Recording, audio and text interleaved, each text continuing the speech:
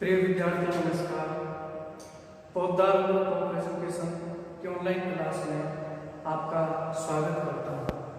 सर्वप्रथम सभी विद्यार्थियों को, शिक्षार्थियों को, अभ्यर्थियों को और हिंदी साहित्य के सभी जो अध्येता हैं उनको मैं करवत नमस्कार करता हूँ। आज नववर्ष की हार्दिक शुभकामनाएं देता हूँ, मंगल कामनाएं करता हूँ। आप सभी को मेरी तरफ से नए साल यानी 2021 के आगमन पर आप सभी को हृदय से हार्दिक अभिनंदन करता हूँ, स्वागत करता हूँ, बधाई देता हूँ, शुभकामनाएं देता हूँ। प्यारे विद्यार्थियों, आज नए साल का प्रथम दिन है। 2020 बहुत ही संकट का काल रहा है, बहुत ही विधाओं का काल रहा है। 2020 हमारी चुनौतियों भरा रहा है। उसमें जीवन को न जाने कितने कितने मोड़ों से गुजरना पड़ा, संघर्ष करना पड़ा। विद्यार्थियों के लिए शिक्षा से वंचित रहना पड़ा।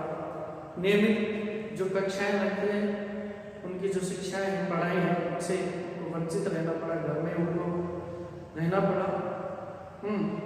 कामकाज व्यक्तियों के लिए अपने कामकाज से वंचित रहना पड़ा। कहने का मतलब व्यक्ति के सामने भौतिक संसाधनों की कमी होने लगी। आदमी संघर्ष करने लगा जीवन यापन के लिए। और यानी पूरा जो काल था कोरोना की भेंट चल गया पूरा 2020। और सबसे बड़ी जो क्षति हुई है वो विद्यार्थी वर्ग की हुई है, जिससे वह अपने नियमित अध्ययन से वंचित रहे, क्योंकि बिना गुरु के ज्ञान साक्षात रूप से नहीं मिलता। तो उसका विकल्प हमने ये लिया कि ऑनलाइन वीडियो के माध्यम से बच्चों तक हम पहुंचे और वो हमसे लाभ उठा पाए। हम उनको जो भी उनके लिए जो भी बन पड़ता है हम उनके लिए कर रहे हैं। तो प्यारे विद्यार्थियों, सारे गिले शिकवे सबको भूलकर आज के नए साल के 2021 की यानी प्रथम दिवस पर हम फिर से खड़े होकर नैराश्य भाव से निकलकर मन में कुछ धैर्य रखकर संकल्प लेकर ऊर्जा लेकर फिर नए कदमों से आगे बढ़ते हैं और ईश्वर से कामना करते हैं कि हम जिस काल से निकल कर आए हैं वो काल हमें दोबारा ना देखने को मिले और हमें शक्ति दे संघर्ष करने की, इन दुखों से संकटों से लड़ने की, और हम आगे बढ़े और अपने उन्नति के पथ पर अग्रसर होते रहें और मंजिल को प्राप्त करें। प्यारे विद्यार्थियों, मेरी सभी विद्यार्थी और साहित्य प्रेमियों को, हिंदी के जो अध्येता है उन सबको मेरा हाथ जोड़कर ये निवेदन है कि अध्ययन करते रहो, अपने बौद्धिक प्रगति को उन्नत करते रहो, जिससे कि क्योंकि जब बुद्धि की प्रगति उन्नत हो जाएगी तो हमें वो संबल देती है, ऊर्जा देती है और संकट काल में परिस्थितियों से हम निकल सकते हैं। तो प्यारे विद्यार्थियों, तो मैं यही चाहता हूँ कि आज फिर से हम नई संकल्प, नई ऊर्जा के साथ और नए भाव और नए चिंतन के साथ फिर अध्ययन में संलग्न हो जाते हैं, है ना। मैं दुआ करता हूँ माँ सरस्वती आप पर पूर्ण रूप से आशीर्वाद बनाए रखें। ईश्वर आपकी मनोकामना पूर्ण करे, स्वस्थ रहे। तो देखिए, आज जो वीडियो लेकर आए हैं वो वीडियो एक तरीके से बीए बीएड के जो प्रथम वर्ष के विद्यार्थी हिंदी साहित्य वही काव्य का जो पाठ्य पुस्तक चल रही है आदि और भक्तिकालीन काव्य संग्रह। आज सुरसागर का सूरदास जी का जो अध्याय चल रहा है उसमें से एक एक पद को लेकर हम आपके सामने उपस्थित हो रहे हैं, है ना। उन पदों को पढ़ते हैं, उनका भावार्थ निकालते हैं और उन्हें समझाते हैं। तो आज पढ़ेंगे विनय तथा भक्ति की जो पद लिखे हैं सूरदास जी ने, उनमें से एक पद निकाल के हम यहाँ आए हैं और इसको पढ़ेंगे, शेषवर पढ़ेंगे और इसका अर्थ निकालेंगे। ठीक है विद्यार्थी, आप तो शुरू करते हैं। विनय तथा भक्ति का पद। सूरदास ने बहुत सारे श्री कृष्ण की लीलाओं का वर्णन किया है, मुरली का वर्णन किया है, नीतिगत पद लिखे हैं, विनय और भक्ति के पद लिखे हैं। क्योंकि सूरदास जी के जो इष्टदेव हैं वो श्री कृष्ण हैं, और वो कहते हैं यहाँ आत्मा और परमात्मा को, इस पद में आत्मा और परमात्मा का जो संबंध है वो बताया गया है कि एक भक्त अपने स्वामी से कहाँ जा सकता है, अपने स्वामी से वो बिछड़ नहीं सकता। इस सांसारिक मोहमाया का जो जीवन है इसमें व्यक्ति फंसता है और अपने लक्ष्य से वो दूर हो जाता है ना, क्योंकि हम आत्मा स्वरूप इस धरती पर विराजमान है और परमात्मा हमारा अंश है, मतलब परमात्मा के हम अंश हैं, हम परमात्मा से प्रकट होते हैं, परमात्मा से बनते हैं। तो इसी बात को एक भक्त अपने स्वामी के लिए, एक आत्मा परमात्मा के लिए क्या कहते हैं, तो ये सुनते हैं। मेरो मन अनंत कहाँ सुख पावे, कि मेरो मन अनंत कहाँ सुख पावे, जैसे उड़ी जहाज को पक्षी फिर जहाज पर आवे। मेरो मन अनंत कहाँ सुख पावे, जैसे उड़ी जहाज को पक्षी फिर जहाज पर आवे। मेरो मन अनंत कहाँ सुख पावे, और कमल नयन को छाड़ी महातम और देव को ध्यावे। कमल नयन को छाड़ी महातम और देव को ध्यावे। परम कंग को छाड़ी पियासो दुर्मति कूप खनावे। मेरो मन अनंत कहाँ सुख पावे, कि जिहि मधुकर अमृत रस चाखे, क्यों करी निर्मल भावे। जिहि मधुकर अमृत रस चाखे, क्यों करी निर्मल भावे। और सूरदास प्रभु कामधेनु तज, छेरी कौन दुभावे।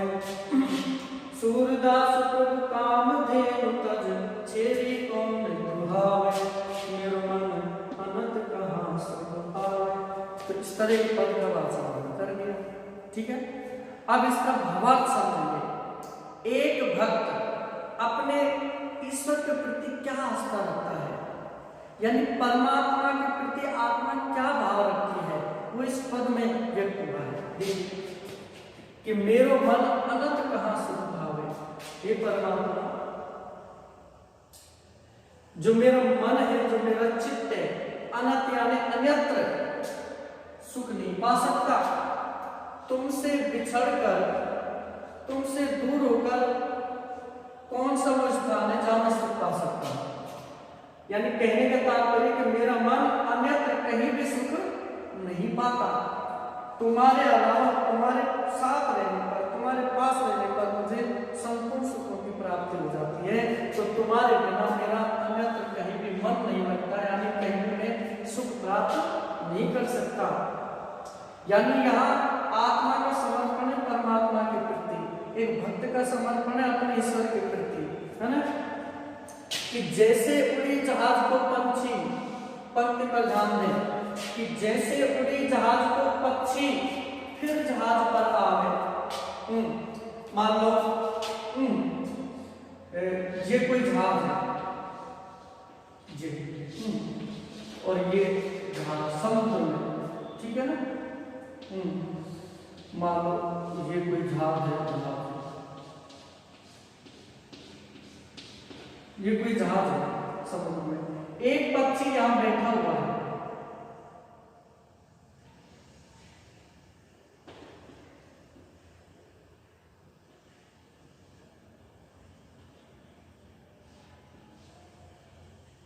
कोई पक्षी यहां बैठा हुआ है,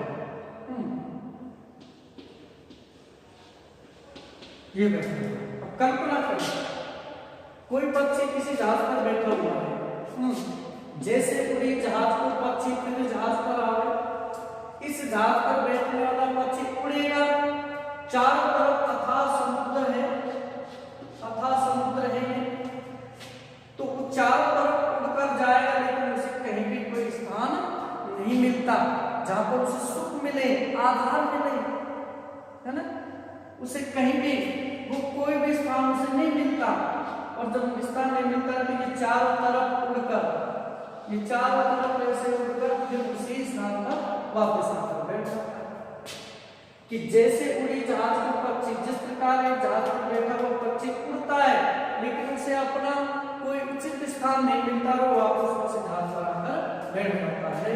उसी प्रकार फिर जहाज पर आवे, जैसे उड़ी जहाज का पक्षी फिर जहाज पर आवे, ये परमात्मा जिस प्रकार एक जहाज पर बैठा पक्षी उड़कर उसी वापस घूम फिर कर उसी जहाज पर आ जाता है, उसी प्रकार कमल नयन को छाड़ी मातम और देव को धावे, मेरो मन अनंत कहाँ से पावे। उसी प्रकार जैसे कोई जहाज पर बैठा पक्षी उसी जहाज पर पुनः आ जाता है, उसी प्रकार मेरा मन इस संसार के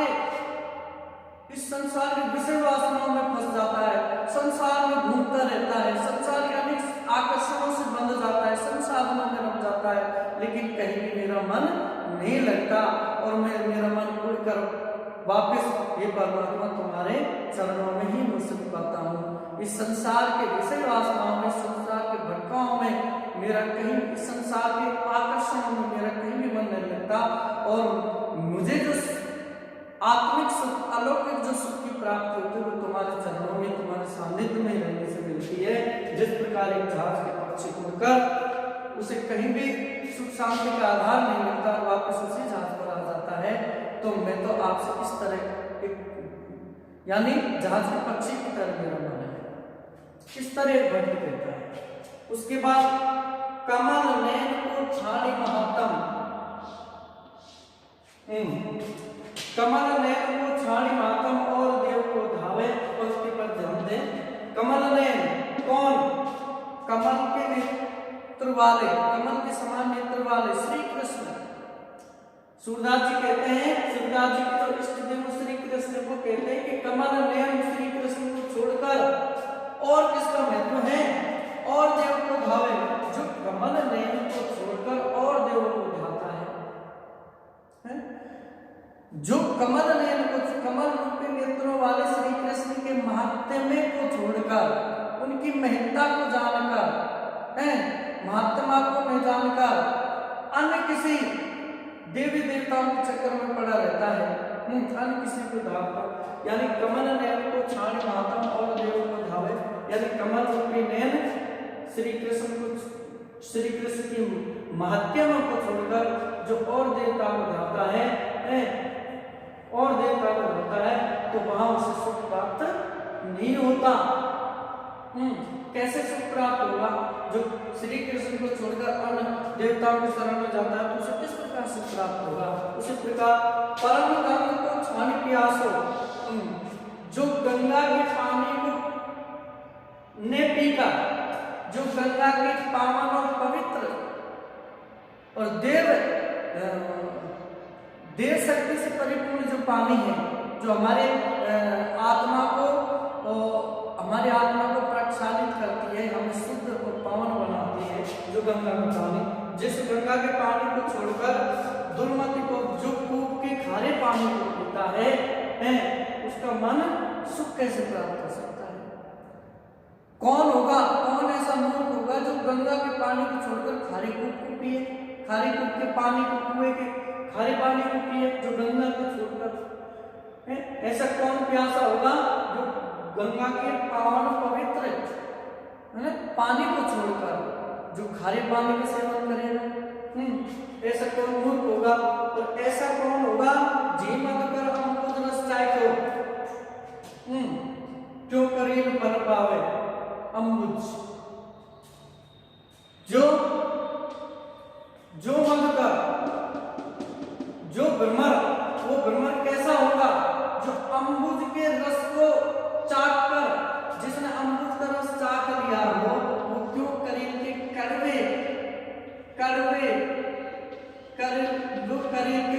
फल को उसे कैसे भाएगा? कौन मूर्ख, जो कौन भ्रमर, ऐसा भ्रमर कैसा होगा जो करीब के फलों को खाएगा अम्बुज के रसों को छोड़कर? अम्बुज फल को छोड़कर अम्बुज के रसीले फलों को, ब्रज के रसीले फलों को छोड़कर कौन ऐसा ब्राह्मण होगा जो करीब के कड़वे फल खाएगा? और सूरदास को कामधेनु तज, सूरदास जी कहते हैं हे प्रभु, कामधेनु जो गाय है स्वर्ग की, कामधेनु जो गाय है उसको तज कर कौन ऐसा मूर्ख होगा जो छेरी यानी बकरी को दुहेगा, बकरी के दूध का सेवन करेगा, है ना? कौन है? सूरदास जी कहते हैं हे प्रभु, कौन ऐसा मूर्ख है संसार में जो कामधेनु को छोड़कर, कामधेनु के दूध को छोड़कर बकरी के दूध को दुहेगा, बकरी के दूध का सेवन करेगा, है ना? तो कहने का भाव आता है यहाँ एक भक्त को भक्ति के प्रेम की भक्ति के समर्पण की जो बात है उसमें दी गई है, यानी जो उचित है परमात्मा का सानिध्य किसे प्राप्त नहीं होने का भाव चाहता है, यानी कौन है जो परमात्मा का सानिध्य नहीं पाना चाहता? सब चाहते हैं परमात्मा के सानिध्य से मिले हैं। तो इसी प्रकार वो कहता है, आत्मा कहते हैं कि मेरा मन कहीं भी सुख नहीं पाता, भक्त कहता है स्वामी से कि स्वामी मेरा मन कहीं भी सुख नहीं पाता, केवल आपके चरणों में मुझे संपूर्ण सुख मिलता है। जिस प्रकार जहाज का पक्षी होकर फिर उसी जहाज पर आ जाता है, तो मेरा मन संसार के विषय वासनाओं में भटकने बाद अंतिम रूप से आप में ही विलीन हो जाता है, क्योंकि आत्मा परमात्मा का अंश है। आत्मा फिर उस परमात्मा में चली जाती है। कमल नयन को छाड़े महात्म, जो श्री कृष्ण को छोड़कर अन्य देव को ध्याते हैं, उन्हें श्री कृष्ण का सुख कैसे प्राप्त होगा? जो परम गंगा के पवित्र पानी को ने पीकर, अमृत तुल्य पानी को ने पीकर दुर्मति बुद्धि को भ्रष्ट करने वाले कुएं के खारे पानी को कौन है जो पीना चाहेगा? कौन ऐसा मूर्ख है जो मधुकर अमृत रस, ऐसा कौन ऐसा भ्रमण कौन होगा जो अमृत के रस को नहीं चाखेगा और करीब के फल को खाएगा? कौन ऐसा मूर्ख होगा? और कौन ऐसा मूर्ख होगा? सूरदास जी कहते हैं कि कामधेनु तज कर बकरी के दूध को पिएगा, है ना? तो कहने का मतलब है कि परमात्मा सच्चा जो सुख है, सच्ची जो सुख और शांति है, अलौकिक सुख की जो प्राप्ति होती है वो परमात्मा के साथ में रहने से, परमात्मा के प्रति समर्पित होने से ही मिलती है। ये भौतिक सुख सुविधाएं जो निरंतर नहीं रहती, ये क्षणिक होती हैं, और ये सब भौतिक सुख सुविधाएं ये दुखों का आधार बनती है आगे जाकर, है ना? सच्चा सुख तो, सच्चा आनंद तो प्रभु के चरणों में मिलता है, परमात्मा के चरणों में मिलता है। तो इस प्रकार इस पद में हमने सच्चे सुख, एक भक्त विनय करता है, भक्ति करता है अपने प्रभु की, सच्चा सुख ईश्वर को प्राप्त करने में, ईश्वर का सानिध्य प्राप्त करने में, ईश्वर को प्राप्त करने में सच्चा सुख मिलता है। संसार के किसी भी भौतिक वस्तु में इतना आनंद और सुख नहीं मिल सकता। तो ये तुम्हारी समझ में आ गया होगा, ये पद इसको पढ़ना है, इसका भावार्थ करना है।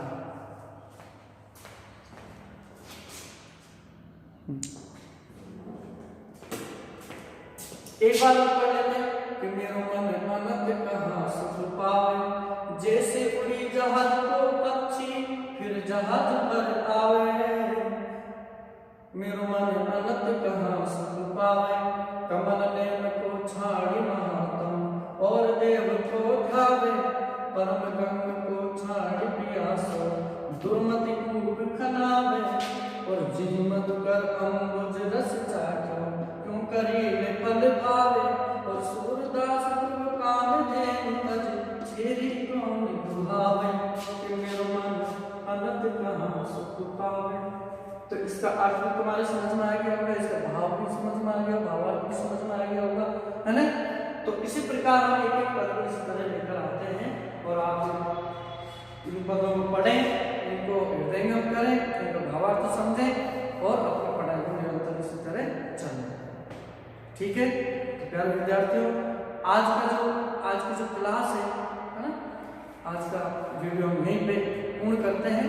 फिर कल एक नए पद के साथ, नए विषय के साथ आपके सामने फिर उपस्थित होंगे। नमस्कार।